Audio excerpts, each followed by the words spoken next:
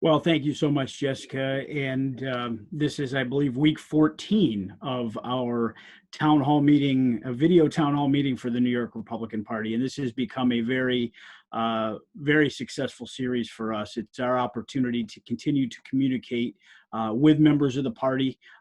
There's members of the press with us today. We're doing this so that we can continue to communicate and tell people what's going on in the New York State Republican Party, because we are alive and well. And I'm very proud of the fact that I just crossed my 1-year anniversary as chairman of the party. It's not exactly how I expected it. The 1-year mark to go after 4 months of quarantine.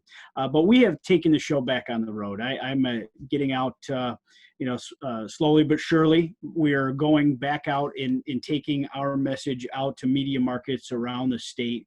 Yesterday, I had a great visit to Elmira, and I want to thank, County Chairman Rodney Strange for hosting a press conference in bringing together local law enforcement, members of the Republican Party, the mayor of Elmira. But I was also joined by representatives of Congressman Tom Reed. But then we also had with us Assemblyman Chris Friend and Assemblyman Phil Palmisano, as well as State Senator Tom O'Mara. And what we talked about is what we see as abuse of power at the gubernatorial level. I have been pounding the drum for weeks now that the New York State Legislature has to go back and take the power back from Governor Andrew Cuomo. You see what he's doing to small business. You see the dictatorial rule and what this is doing to taxpayers and small business people. The uncertainty that people have to tune into some press briefing that the governor feels like doing to know how they can run their business. Or, how about all the uncertainty about our kids going back to school in the fall? These are things that are hanging over our heads. What's missing is representation. The governor is a statewide figure in a state of 19 million people. He doesn't know what's going on in the neighborhoods and the communities around the state, especially the less populated areas. I mean, we have a very low infection rate in the state. And I haven't criticized every single thing this governor's done. I haven't politicized much of the response to the coronavirus situation. I mean, this is a very real crisis. The virus is real. We need to take precautions. We need to stay safe. But we also have to continue to survive as a society. And that's what I fear for New York is, you're setting the table for perpetual lockdown, giving up our rights. We're already, one of the least free states in the country. And what we are seeing is an erosion of our rights continually because the governor gets to be a dictator. We have an assembly, we have a Senate. They function like the Congress for our state. They have shirked their constitutional responsibilities, and the leaders of those bodies, Speaker Carl Hastie and Senate Majority Leader Andrea Stewart-Cousins, ought to be ashamed of themselves for just handing over that power and giving a blank check and blanket power to this governor to make every minuscule decision about the direction of our state. This is not the way we should function. This is not the way a constitutional democracy must function. Instead, we have a dictator. And that's what's going to be on the line in this upcoming election. We have our Senate Republicans went out of their way to put together, hostile amendments, things in this last, minor legislative session that they had last week to try to put forward legislation to pull that emergency power back, to restore the state legislature to a co-equal branch. All of that was shot down. The Democrat leadership in the state legislature does not want to lead. Well, if they don't want to lead, Republicans will.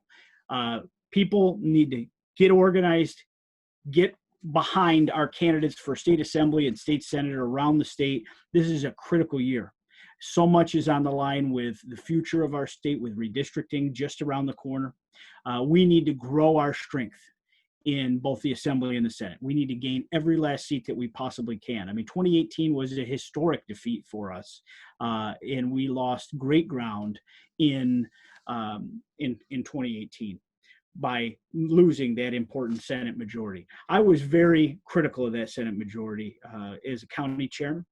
I felt they didn't do enough to drive the agenda, but I got to tell you, after we lost it, You didn't realize how good we had it with a stop sign or a speed bump in the way of these radical progressive policies that are destroying this state.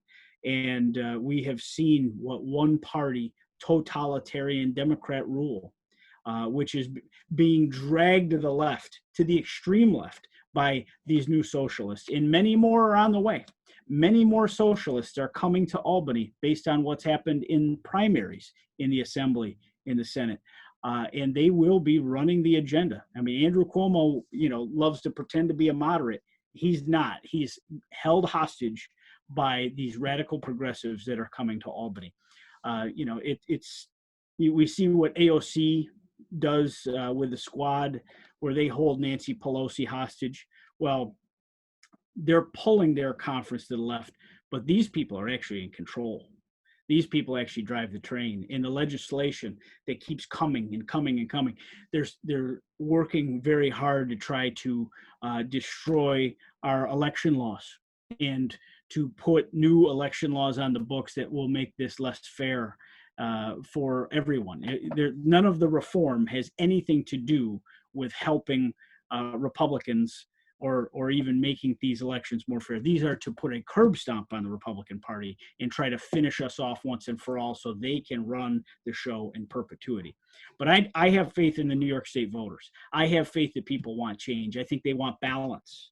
And that's why we continue our road show. Yesterday, I was, like I said, I was in Elmira. We had great turnout. It was very exciting to see so many people come out and spend an hour with us as we talked about the issues and to salute law enforcement. I mean, we make abundantly clear that the Republican Party in the state of New York stands with law enforcement. We back the blue, whether it's from the tip of Long Island all the way to Niagara Falls and Jamestown and the Southern Tier and in the North Country. We support our police, those men and women that put their lives on the line to keep our society safe every single day. I mean, the NYPD is the finest police force in the world and the most diverse police force in the world. And what they have endured in the last several months has been the deterioration of the state of New York. And we are absolutely going to make sure every voter in the state understands crystal clear that we back the blue. And that will be on the line again this year because we have a defund the police movement that is percolating even at local levels. And it's terrifying, and it should terrify every taxpayer in the state. So we have Governor Pataki is having a little bit of a technical difficulty that we're trying to work through here. We're going to be with him very shortly, hopefully. Jessica, if you could come back on the screen, we would, we'll maybe do some Q&A or as we're getting ready. If you want to ask a question, you could either type a question or we can have you come on screen. You could raise your hand and we'll go from there. Yeah, so one of the things that struck me lately, Chairman, and I'm sure that this is something that you've dealt with in your travels around the state, is just, this really fundamental, simple question about what this year's election boils down to, really freedom and protecting the Constitution versus socialism. I was looking through the news clips this morning and I saw one of the candidates down in New York City who's running for assembly talk about wanting to really destroy private housing, like all private housing ownership, and have the government come in and provide housing to everyone, and this whole notion that single family housing is going to be no longer a thing. I mean, can you speak to that a little bit? This is like a fundamental issue that's on the ballot this year. Oh, absolutely. I mean, we have housing problems, and you look at the response during the coronavirus pandemic. We have people that think that rent should just be free for this period of time. Well, there's a lot of small business people that own buildings that rent to others, and listen, people are struggling, and we are absolutely empathetic. And I think the federal government's done a very good job to step in and provide resources to people, heightened unemployment benefits, stimulus checks. But you still hear stories of people that aren't using any of that to pay their rent. They think they can just stiff their landlord, stiff their mortgage, and not, be accountable to that. And I think this is where there's a fundamental disconnect here with differences of opinion, and it comes from elected leadership. You have the AOC crowd, the socialists, especially those that are, running the show in the state Senate, that really believe you should have things like mortgage and rent holidays, but no explanation as to how you make, business people whole that own the properties. And this is going to fundamentally change New York City and in many cities across New York State for a long time to come. So I'm deeply concerned about real estate and what I think the single biggest crisis that faces our state. And I say this time and again, the biggest crisis New York faces, and it even was pre-pandemic, was the loss of our taxpayers, the loss of our citizens to other states. And we're going to see that in the census. We're going to see that in reapportionment, where people are leaving. They are continuing to move south and go to other states. We've lost 1 million plus people since Andrew Cuomo became our governor. And if I see correctly, we may have our former governor on the phone. Governor? Yes, Chairman Nick. Hey, I'm sorry. My computer just, I'm up in the Adirondacks, and it works from time to time, and it just chose now not to work. So I'm afraid I'm going to have to do this by phone. Okay, well, Governor, thank you for taking the time to join us. We're very, very happy to have this opportunity with you. So thanks for carving out some time for us. I thought to invite you on our weekly program here. We've been doing these every week during the pandemic, and we're going to continue because it connects people from all over the state. We do this once a week, so it's a great way for us to, talk to people all over New York. And many people want to hear from you. But your article and your feature in the New York Post got a lot of people talking, and you have been very critical of some of this response, and we'll get into this piece by piece.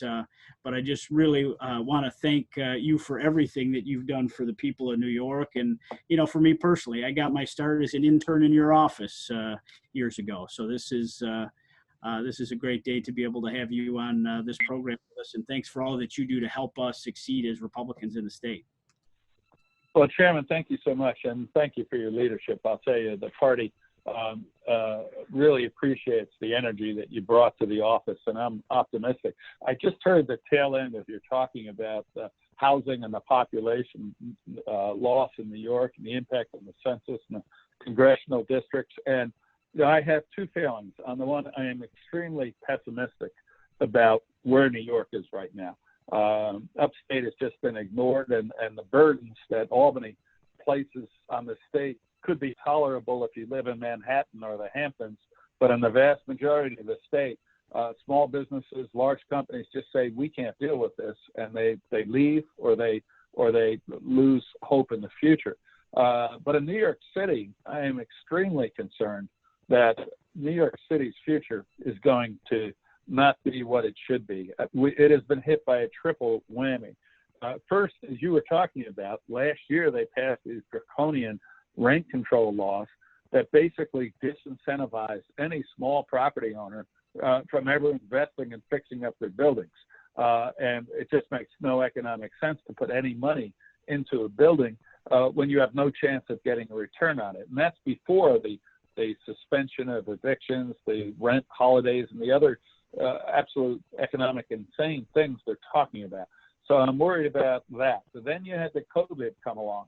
And all of a sudden, people have discovered that you don't have to be mashed in together in high-rise office towers in the middle of Manhattan to be economically successful. I'm in a firm. We have almost 4,000 employees and 65-story building on 6th Avenue. And I went in last week. We're allowed to go in. There were 2 people in 65 stories. And what has happened is that people, businesses, companies, large and small, realize that they can work remotely. And my fear is that, for example, when my firm's lease is up, I can see them saying, we're going to only take 20% of the space we used to have, and we're going to because some people will need to come in, but most can work remotely. So that's another hit. And then you have the complete failure with the homeless that predated the COVID virus. It starts with Albany, where mentally ill people who pose a threat are allowed out of institutions onto the street.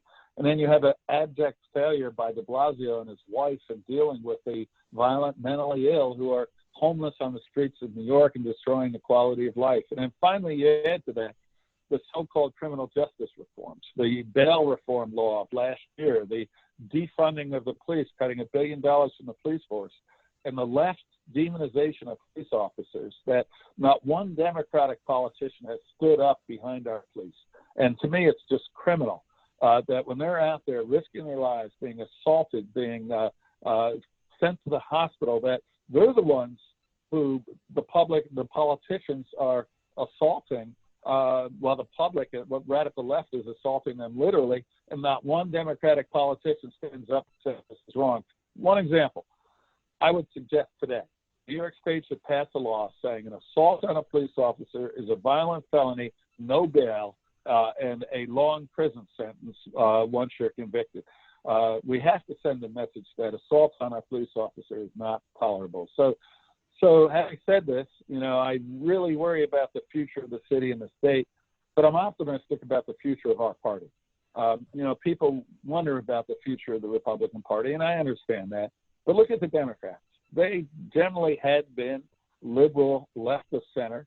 They are now torn apart between the radical left, Antifa, the socialist Marxist wing of their party, and the traditional liberal wing.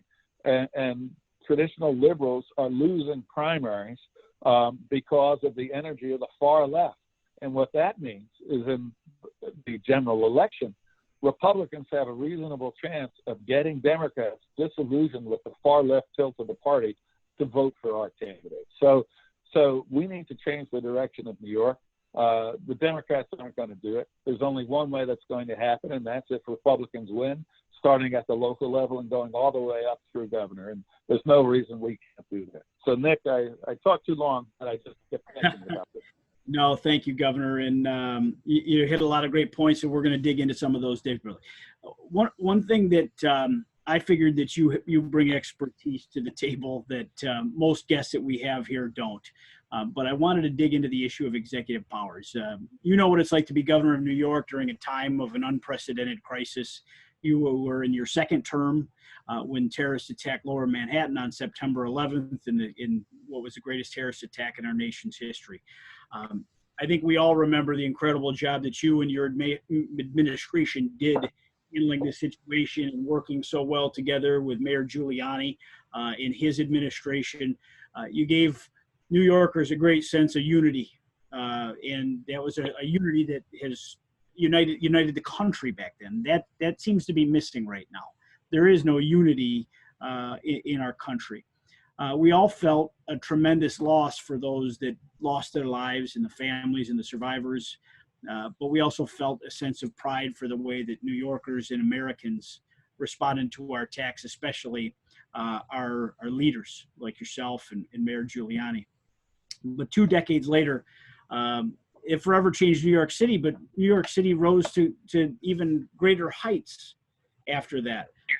This coronavirus pandemic has upended the day-to-day life, as you just outlined, talking about even going to your own office building and what the future of New York City is. But instead of uniting our elected officials and working together for the people, Governor Cuomo has used this opportunity to be a dictator, and he's unilaterally making decisions without input from the legislature. You didn't probably have this sort of situation where the legislature handed you the keys to the government for a whole calendar year. I'm interested to get your take on what this means and how this really affects the future of the state. To me, this is terrifying. The New York State legislature quite simply has abdicated all its responsibilities. As you said, they have turned over dictatorial power to the governor. I don't know that is constitutional.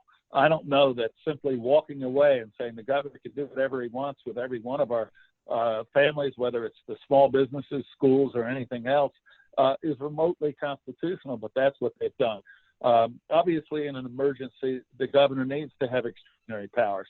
But this is an open-ended grant of unlimited powers with no time limit looming on the horizon. And I just find it really terrifying that not only has the legislature abandoned its obligation to legislate and control the governor and what the executive does, but that this power apparently includes taking away any of our constitutional rights.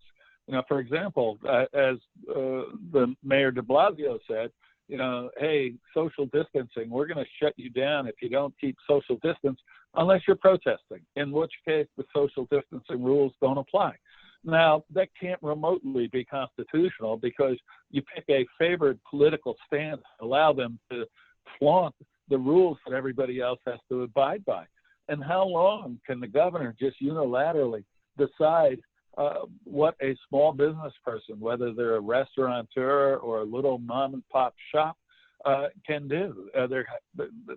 It's, to me, it is right now, what constitutional rights do we have? Right of assembly? No, we don't have that right.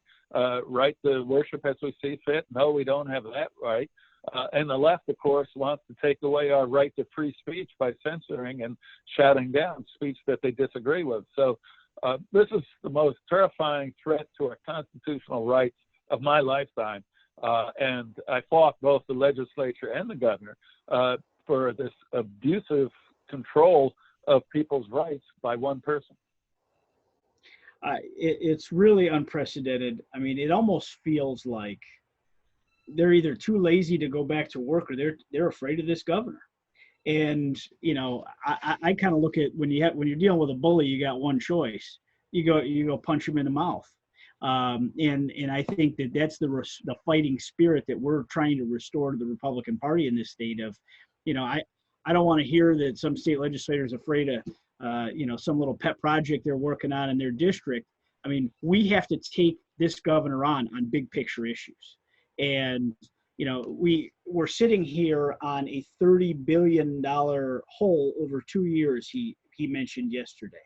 Obviously, there's going to be a ton of lost revenue from people moving away and no longer paying New York State income tax. Obviously, tremendous fall in taxation all over the state, whether it's sales tax. You know, these holes are going to be there. Businesses aren't going to be able to pay their property taxes as well. So we have a massive crisis here. He's looking for the federal government to make that problem go away. But I like to remind people that $6 billion of this deficit, the root cause of this deficit, was on the books before any of us even knew the word coronavirus. He was running a $6 billion Medicaid hole that was created on his watch, was created by the decisions of his administration over the last decade. So obviously, you faced a tremendous hole in the budget after 9/11. I mean, what do you think New York has to do to get ahead here? Well, Nick, yeah, you hit it right on the head. This massive budget deficit, yes, the coronavirus has compounded it, but how do you have a bigger than $6 billion deficit before the coronavirus and at the end of the longest economic expansion in the history of the United States, probably in the history of the world? The national economy was booming, revenues everywhere were up through the roof, and yet New York still had not only a $6+ billion hole, but a tax structure that was non-competitive with the rest of the country. And Nick, I did face this when I took office. We had a $5+ billion deficit at a time when $1 billion was really a lot of money. And what we did were two things. We had to create an economic climate where the private sector wanted to be here. We had to lower the tax and regulatory burden so that businesses, large and small, could take a look at New York and say, yes, it's a place I can be and compete. Right now, I don't know if you saw, but New York City, the small businesses said this is the worst place to do business in America. The worst economic climate in America to do business. And you're not going to be able to generate growth or revenue or jobs when you have that economic climate. So instead of raising taxes and imposing more draconian regulations over the businesses, the private sector in our state, you have to undo it. You have to lower the burden, both regulatory and tax. And the second thing is you have to control spending. You simply can't give everybody everything they want by borrowing from the future. It's illegal, and ultimately it catches up with you. So this out-of-control spending that we've seen, particularly as you indicated, the Medicaid expansion, which sounds great when you're giving everybody everything, except you can't pay for it, just simply is unsustainable. So we've been in this position as a state before, and there are two things you have to do. Grow the private sector economy, which ultimately means more revenues through a better economic climate. And second, control and reduce government spending so that you live within your means. It's not easy, but ultimately it's the only way this state is going to have a future. Hear, hear. I've read your comments, and I thought we'd get into it here. Obviously, one of the things that strikes the heart of many, obviously, New York has led the country in deaths due to the coronavirus. It's a tragedy, but there was an executive decision made to take infected patients and put them back in nursing homes. Because of these unlimited powers, our seniors in nursing homes suffered from this arrogance. And you have a lot of people there that were probably towards the end of their lives, but you know, my thought here is they deserved a more dignified end to their life, where the family surrounding them with just natural causes taking place. But instead, we've introduced the virus into these places where you had our most vulnerable citizens. And he said several times that the coronavirus will travel through a nursing home like fire through dry grass. But his executive order was the match that lit the flame. I know you've publicly called for an independent investigation for Governor Cuomo's handling of the nursing home crisis. Can you tell us your thoughts on his decision and the need for this independent investigation? And from your standpoint, can this be done at the state level, or do we need Congress to act? Well, Nick, you are right. I think that was, of all the sad experiences from the coronavirus and the unfortunate fallout, by far the worst was the tragedy in New York's nursing homes. Way over 6,000 people died in those nursing homes, probably a lot more, because if you got infected in a nursing home and were critically ill, they sent you to a hospital. So it wasn't even recorded as a nursing home death, it was recorded as a hospital death. So it may well be as many as 10,000 New Yorkers died as a result of coronavirus in nursing homes. And it didn't have to happen. As you said, this was an executive order requiring nursing home administrators to admit patients from hospitals whether or not they had coronavirus, and they could not even, they were not allowed to find out if the person had coronavirus. I know this sounds crazy, but it is true. When that person was sent from a hospital to a nursing home, they were precluded from telling the nursing home whether or not that person had coronavirus. The nursing home administrators desperately cried out to the state, to the health department, to others, saying, we can't deal with this, and it was ignored. And I and others, a lot of others, stood up and said that this is just a horrible decision. It's got to stop. And ultimately, the governor reversed this decision, but it was 47 days later. Over a month and a half of these coronavirus patients being imposed on nursing homes that couldn't handle them. And it's a tragedy that should not happen again. And I think, as you said, we need an investigation. We need an impartial investigation. It could be done by the state legislature if they have a bipartisan, appropriate effort to have an impartial investigation. But as you said, the legislature has already abdicated all power to the governor, so what makes us think that they could do an investigation that is fair? I have my doubts, which is why an investigation from the federal government in Washington should look at this and see exactly what went wrong. And the goal here is not simply to point fingers and cast blame, it's to find out what not to do so it does not happen again. It's even worse than you think, because there are other nursing homes. The health department also told nursing homes that if you had staff workers who were COVID virus positive but had no symptoms, it was okay for them to work in the nursing homes. It obviously wasn't okay for them to work in nursing homes. We had thousands of empty beds. We had the U.S. Comfort retrofitted to take coronavirus patients, 500 beds lying there. They never used it. We had the Javits Center with over 1,000 beds. They barely used it. And it just turns out that the city spent $62 million to build an emergency healthcare facility in Queens. A total of 79 patients went there when they had hundreds of empty beds, and when the emergency rooms of the healthcare hospitals were crammed with people in the hallways with the virus. And there was no communication between the state and the city as to what facilities are available, what facilities are overcrowded. The coordination never happened, with tragic thousands of unnecessary deaths as a consequence. So this has got to be investigated. It should be investigated by the state, but given my lack of confidence in the fairness of or objectivity of such an investigation, I think it's critical that the federal government investigate it. This cannot be allowed to happen again. No, I can't. I mean, it really is disheartening to see the governor congratulate himself on the job he thinks he did. I mean, we still have a body count of over 30,000. I saw a stat yesterday that Texas and Florida both had their deadliest weeks, but it was only a fraction of the worst week that New York faced. I mean, I know. I read about, isn't it awful, Texas and Florida, and then you compare it to what New York went through, and it's bad. One death is a bad thing, and yes, their caseload was going up, but compare it to what happened here in New York, it's not even close. And you won't see that in mainstream media, but it is a fact, and it's something that, as you said, for the governor to be going around doing a victory tour and then doing things like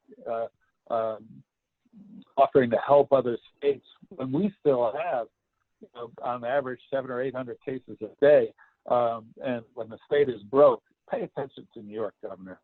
I was unaware of the constitutional powers of the governor to offer aid to municipalities in other states.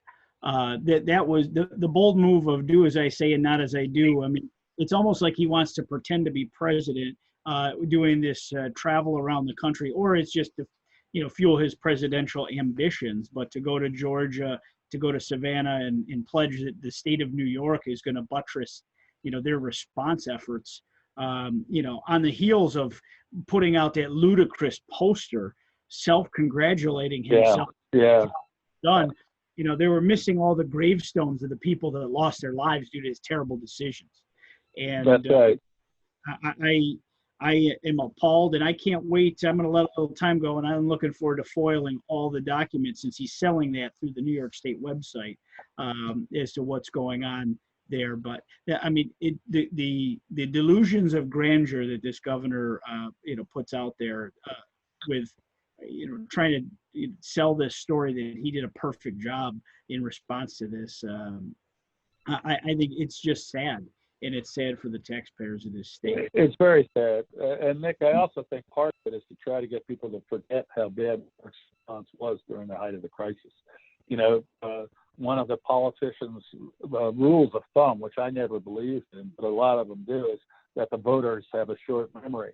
So if you can now talk about how bad things are in Florida, and how you have to help these poor other states because we're doing so well, maybe New Yorkers will forget how poorly our response was at a time when we needed a much better response. So part of it is, just campaigning as a national hero. Look what we've done, but part of it too is ignore what we did because our policies led to thousands of unnecessary deaths, and it's just tragic. And those lives aren't coming back. So, and I agree with you. I don't know where the constitutional authority comes to spend state money helping other states, but I look forward to your FOIL requests as things go forward here. Governor, I got to ask an interesting question here. That some have said that the fact that the virus was allowed for several weeks to travel throughout the New York City subway system and the MTA, cost us tens of thousands of lives in the state. Would you have been willing to close the subway system if you were governor during this? Well, I think they totally screwed up the subways. They cut back on the number of service so that people were mashed into cars. I don't think you had to shut down the subway service, but first of all, you should have expanded service and required social distancing in the subway. They never did that. They had people mashed in the cars. Second of all, they should have required masks. They didn't for the longest time. So you just saw people mashed into subway cars because there were so few of them, not socially distancing and not wearing masks. And then the third thing is it took them 5 or 6 weeks before they decided that they should clean the subways. So shutting down the subways for 4 hours from 1 to 5 in the morning made enormous sense so that you could decontaminate and sterilize the subways, but they didn't do it. So I would have, in retrospect, you always do everything right. But the idea that at a time you're requiring people to stay apart, to mash them into the subways makes no sense. The idea that at a time when you're telling people to wear masks, you didn't say it for subway riders makes no sense. And the idea that you're not going to clean the subways every day during the height of this virus makes no sense. So those are all things that should have been done that weren't done. And, it obviously it caused thousands of infections that perhaps could have been avoided. But the other thing is that now people are scared to death to get on the subway. And it is the lifeblood of New York City. And when you have, I think the numbers were something like 6.5 million riders going to less than 1 million riders a day. That is going to have a horrific impact on New York's economy and recovery going forward if people can't be given confidence that they can ride the subway safely.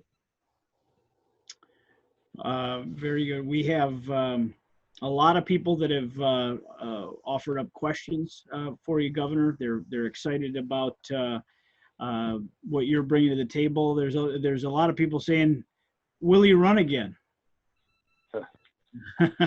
I Nick, I am very happy. I have a great life in my private life. I have no political ambition. I don't miss the office. I just hope we can come up with a candidate who can change the direction of the state. They obviously have to be able to win the election. That's the most important thing, being able to win. But once you win, to change the state so that we get ahead in the right direction instead of the wrong direction. Excellent. Well, you never say never in this business. Speaking of finding candidates, I was proud to join our leaders of the New York City Republican, the boroughs, and we put out basically a help wanted ad, an effort to go recruit the next Republican mayor of the city of New York. Obviously, many of us are unhappy with the evolution of what Mike Bloomberg became, but he was an administrator of a city that did support law and order. But obviously the Mayor Giuliani's administration cleaned up the city initially. Those were administrations that knew what they were doing. If one person has been outed as a fraud in the pandemic, it's been Bill de Blasio, someone that has no idea how to do his job. The people of the city don't have any faith in him to do his job, and he is still so checked out. I'd like to get your take on what I think is the biggest failing of his administration, which is the recent crime wave that has swept across cities all over the country. But really, New York City has become a national laughingstock because of this, where we have spiraling out of control crime under his leadership. And the effort to defund the police is headquartered right in New York City with $1 billion cut from our NYPD officers, and the coddling of criminals and the anti-police policies and the dangerous elimination of police funding. New York City is seeing a spike in crime, which they haven't seen in decades. I'd like to get your sentiments on the anti-police measures, but also just the administration of Mayor de Blasio, and how do you think this can get fixed? de Blasio has been a abject failure. He's been a terrible mayor, and you and I and a lot of other people have known it for some time, but right now I think the vast majority of the people of New York City know it. He just has failed in his basic responsibilities, whether it's to keep the streets clean or to keep the streets safe or to make New York a livable place. And, you know, I'm optimistic that Republicans can actually elect the mayor the next time, because you now have had, you had 20 years of people elected on the Republican line, Bloomberg and Giuliani, where the city made an incredible comeback from the collapse that occurred under the Dinkins administration. And now you've had 8 years under the left Democrats, and the city is falling apart. And it's everything from economic loss to quality of life to crime. And I think it gives, sadly, it gives Republicans a tremendous opportunity running a good candidate to come back to office. And law and order and restoring public safety is clearly a priority of that. You know, when I got elected back in '95, New York was the most dangerous state in America. People don't realize that. It was very dangerous. And New York City was approaching 3,000 murders a year. But the people today in New York, so many of the young people, had no clue about that. They never lived through those dangerous times. And now all of a sudden they're being exposed to it for the first time. So I think it means that our policies of standing with the police, protecting the police, understanding their importance in protecting our basic freedoms is becoming more acknowledged and widespread among the electorate in the country and certainly in New York City. And do we really want to go the way of Chicago? We have 100 shootings plus in a weekend, and everybody looks the other way. You can't look the other way. Every life matters. Every life taken through gun violence and criminality is a tragedy for us as a society. And the solutions are there. We impose those solutions. We turned New York City and New York State around, and a Republican mayor could do it again. So you're right about, you know, the media looks at what's happening in New York and goes, what's going on here? Well, it's very simple what's going on. You turn criminals loose on the street. You have lax criminal justice lawyers. You appoint judges who treat criminals as victims. You have a bail law where someone is arrested for a felony and can't be held and commits that same felony again on the same day and has to be released again. You have videos of people constantly assaulting our police officers and not being charged. And it becomes a place that you don't want to visit, let alone live in. And, you know, last year, New York City had 63 million tourists. It was a huge part of New York's economy. How many of those are going to come back when they see the crime on the streets of New York, when they see police officers being assaulted, when they see mentally ill, homeless, harassing people on the street, let alone still the risk from the COVID virus? It's going to be hard to bring New York back. It can happen, but it needs completely new Republican leadership for that to happen. Well, we are going to do everything we can to meet that moment and find, you know, the resumes of people that want to serve for the right reasons. You know, this appetite for progressive lawlessness is a recipe for disaster. And we see that experiment going on in New York, starting to creep upstate. You're seeing it permeate, you know, some of our local governments there, this defund the police movement, this disrespect of law enforcement. And that's what I think we must, as Republicans, make abundantly clear. And I'm traveling all over the state to make sure people hear my mouth. The Republican Party in the state stands with law enforcement. We stand with our police officers, our men and women in uniform that put their lives on the line to keep our society safe. You know, now we're going to go to a little Q&A, if you don't mind, Governor. We have not at all. Would like to ask some questions. If you would like to ask a question, Governor, please use the raise your hand function, or you can type your question in to the box. I'm going to read one first. How does a mayor or governor have the authority to release criminals from jail if they've already been sentenced by the courts? How can they overthrow the justice system with no accountability? It's just insane. This kind of leads to the bail reform, the discovery reform, but also just the coronavirus powers that the governor and the mayor used to just empty some of our prisons and jails. And that's exactly right. The governor, as a general rule, or the mayor certainly, doesn't have the constitutional authority to just release someone convicted and serving in jail.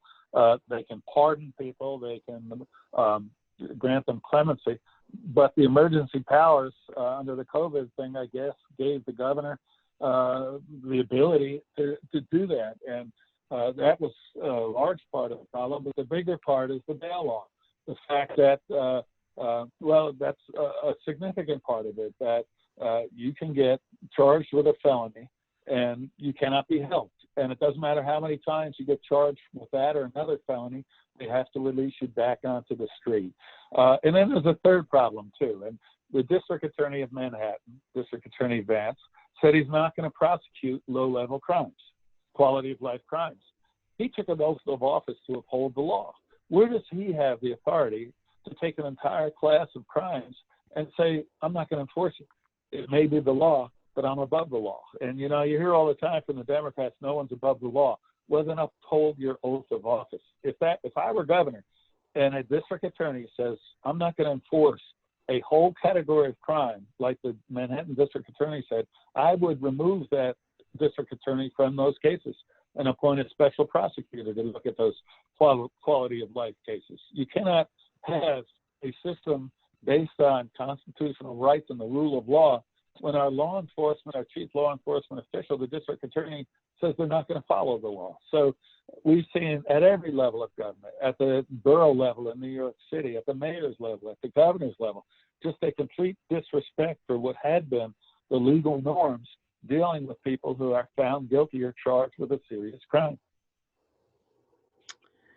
Absolutely. We're going to bring somebody on the screen now. Jess, can we bring up Jack Prendergast, the Yates County Republican chairman? Yep, he'll be with us. Was just with him yesterday.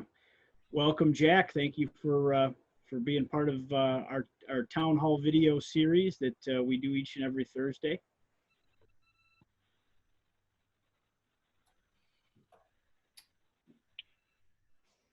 Jack, are you with us? Can you hear me now? Now we can. Jack, welcome. Okay, so listen, Nick, great to see you yesterday, and thanks for coming to Elmira. I know that all the people down there appreciated it, and I think it went well. Governor Pataki, good to talk to you again. Listen, Nick, I spoke with you yesterday. A couple things. I'm the chairman of the Republican Party in Yates County. That's great. I love it. But I'm also a supervisor for the township in which I live, and financial responsibility is the biggest part of my job. I read this morning and some of the information coming out, Governor Cuomo has got to have money, got to have money, got to have money. And if it's not, then the counties, towns, schools, hospitals are all going to face 20 to 40% reduction in state aid. Well, he means that when he says it. And I was on a conference call with our county this morning. Those people better be planning on a minimum of 30% cut in state aid, because I don't think the feds are going to be able to come through. There's just not enough money. The second thing about it, on a personal note, and again, is I'm a vice president of SCOPE, Shooter Committee on Political Education, a Second Amendment organization. And I talked to you about that. Our group is going to be meeting with Tom King next week. We have 5 million firearms owners in New York City. 5 million. We need to get them invigorated and get them out. The one thing that everybody has seen, and it's on the news all the time, the number of firearms that are being sold across the United States, including New York. These are people that can pass the FFL test, is enormous. Never seen more guns sold across this country and this state. People are afraid. When you have this bail reform and defund the police, people are afraid. And we're going to have to capitalize on that. It may not be popular with some people, but the Second Amendment, Keystone Amendment, they're already taking away our First Amendment rights. Governor Pataki, or excuse me, Governor Cuomo would like nothing more than to have one violent outcry someplace in the state where he could come in and declare martial law, and his next executive order would be turn in the guns. We're very close to Germany prior to the Second World War. So that's my statement, and we've got to push this. This is a huge, huge issue.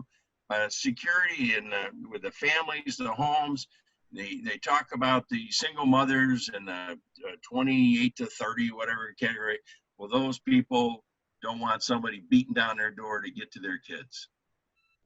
Well, thank you very much, Jack. I mean, the Second Amendment is obviously so important to our Constitution, to our way of life. I mean, the insecurity of our families really went to the forefront, during the pandemic, but also during the unrest that we've seen in the last several months. I mean, we saw it in many upstate cities, as well as what happened in New York City, which, obviously made national news. So we have to mobilize and get people to come out and vote as they haven't done before. I mean, Governor, you're sitting in the Adirondacks. I mean, there's obviously a great deal of sportsmen there.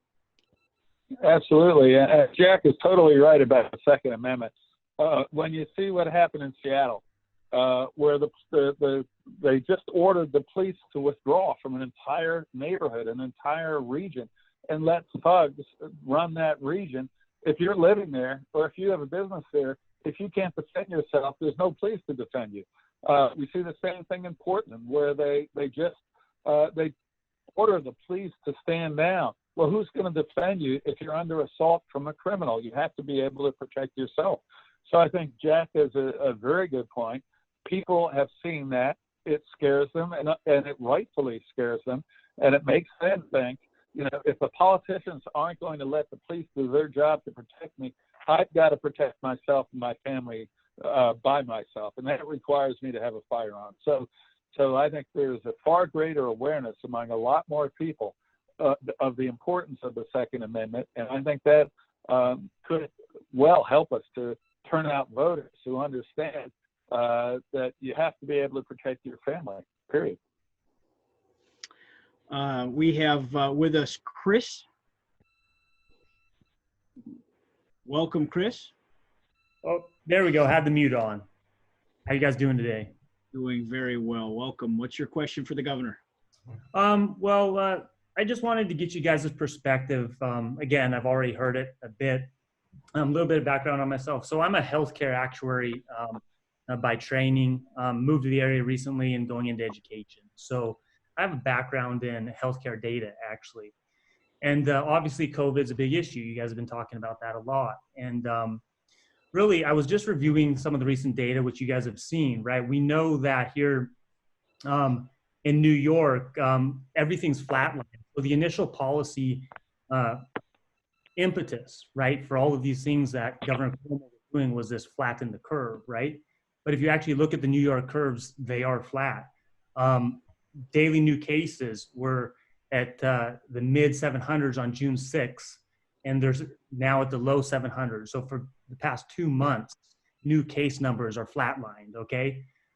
Deaths, June 27th, they had 5 people die, right? July 28th, 6 people die. So deaths have flatlined over the last 2 months, okay?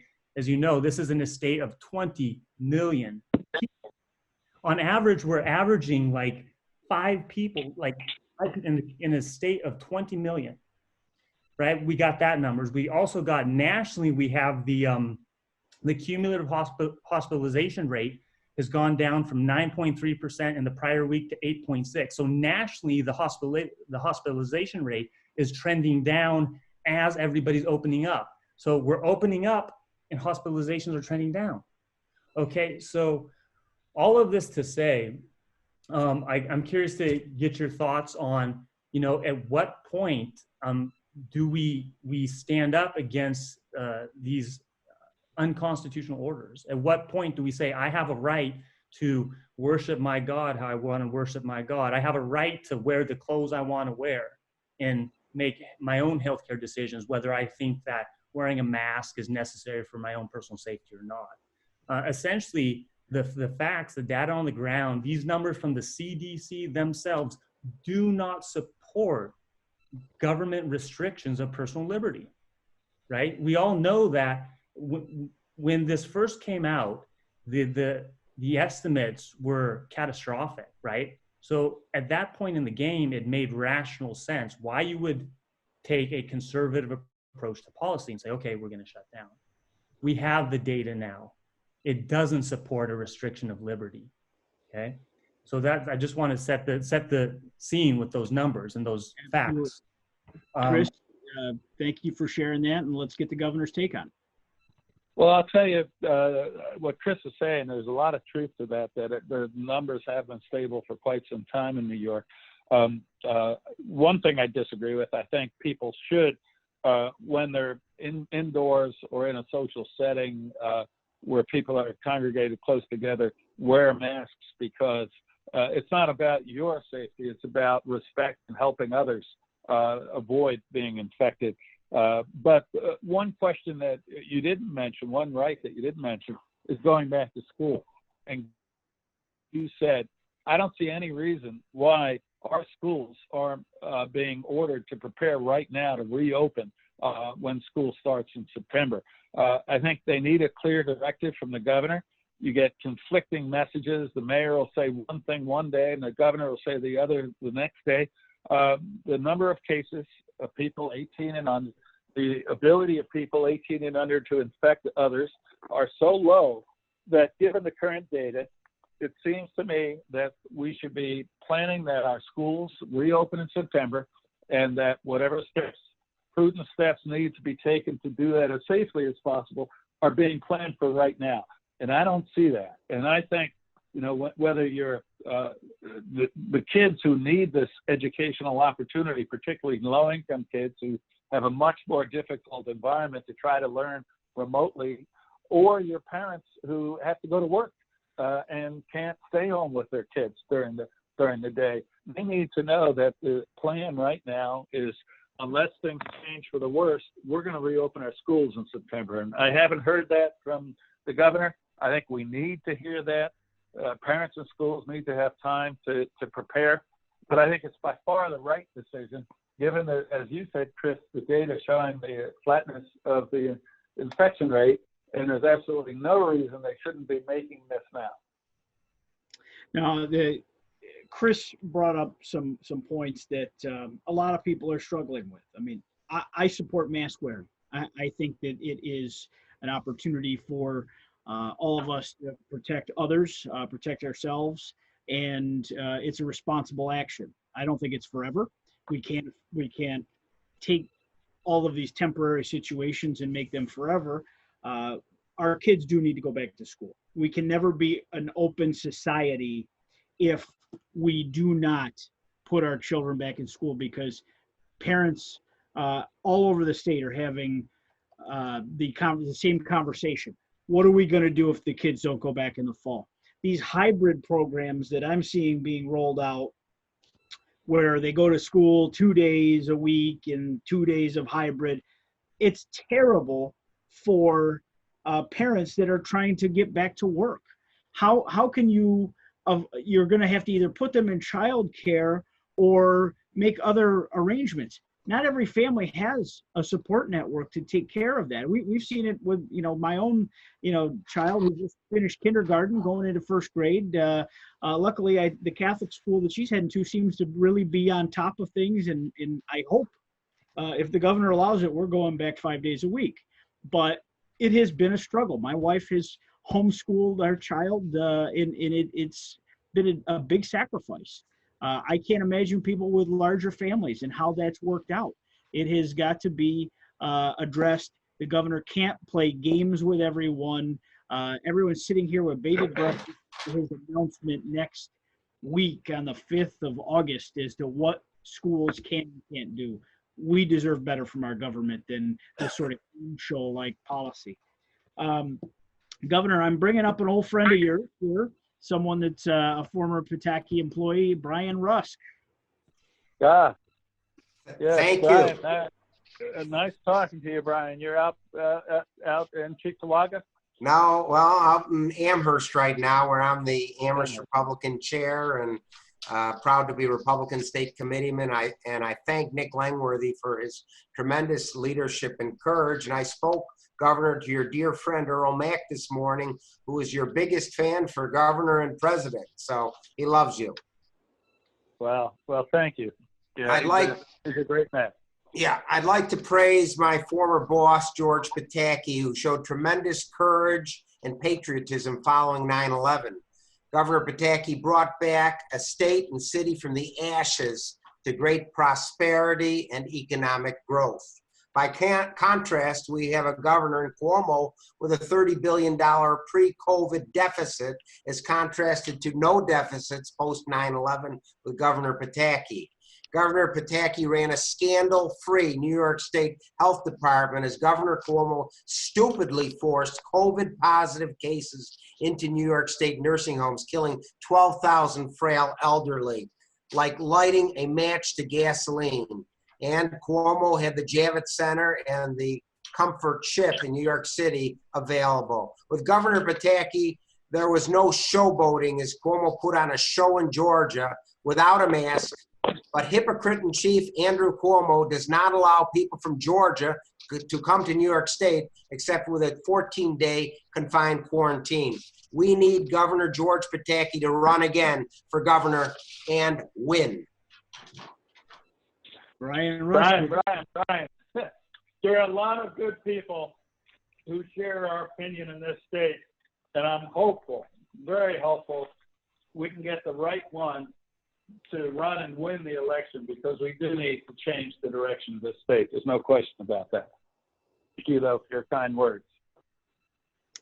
Well, Brian offers his weekly take on the issues of the day, and is a great leader for the Amherst Republican. One of our county chairs writes in, Carl Simith, having been elected 3 times as governor of New York, what would the number one issue be that Republican candidates should be running for the Assembly and the Senate this year to drive home the voters? I think, boy, I don't know that there's the one issue, and of course it varies. You know, if you're in New York City, the issue is very different than if you're up here in the Adirondacks. But there's one overriding thing, and that is, Nick, what you were talking about, how the legislature has advocated all responsibility. And the second part is that the Democratic Party has lost its way and become a left activist radical party. And unless you have a two-party system, an effective two-party system in Albany, New York State is going to go the way of New York City. We need to have Republicans to hold the Democrats accountable so that when they nominate someone from the far left, that candidate's going to lose and not have an uncontested waltz into the November election. So it varies all over. I mean, earlier Chris was talking about the importance of guns in parts of the state, and I think that's true. The subways matter in New York, and our personal freedom matters everywhere. But I don't think there's one issue. I think there are a lot of issues. But basically, this is not the Democratic Party of 5 years ago. This is the Democratic Party of the radical left. And if they have one power control in Albany, New York State's going to go the way of New York City. There's no doubt. Totalitarian Democratic control has been an unmitigated disaster for the people of the state of New York. Governor Pataki, I can't thank you enough for taking time out of your busy schedule to join us and be with us and answer questions from Republicans around the state. Thank you for your leadership, and thank you for what you've done, personally for me as chairman of the party to help us as we have engaged in a campaign to rebuild it in all 62 counties of this state. Well, Nick, thank you, and thank you for your leadership. I'll tell you, it's exciting what you're doing with these weekly Zoom conferences and what you're doing to rebuild the party. I'm a great believer that success starts at the local level. I started as the Peekskill City chairman, my first position, and helped build the party and went on from there. And I think that's the approach that you're taking. It's the right approach. And while we may be at a low point right now, I am very optimistic that our party's going to come back strong. and it better do it soon for the sake of the state. Thank you, Nick. Thank you, Governor. And thank you for taking the time to be with us as you do each and every week on our video town hall meetings. They're informative sessions. If you like what you've heard, take a moment and go to nygop.org and make a donation if you can afford to. We've struggled with a lack of in-person events that we have had to replace and find different creative ways to raise funds to keep our candidates moving, to keep our voter registration efforts launched, and to make sure that we have the resources necessary to be successful on November 3rd. The elections are still coming regardless of our ability to raise funds. So we need your help. We need the help of the hardworking men and women of New York to get involved, to strengthen our party. So if you can, make a donation if you can afford to at this time. Thank you very much. We'll be back next Thursday at noon. We appreciate all you do for our Republican Party. Take care.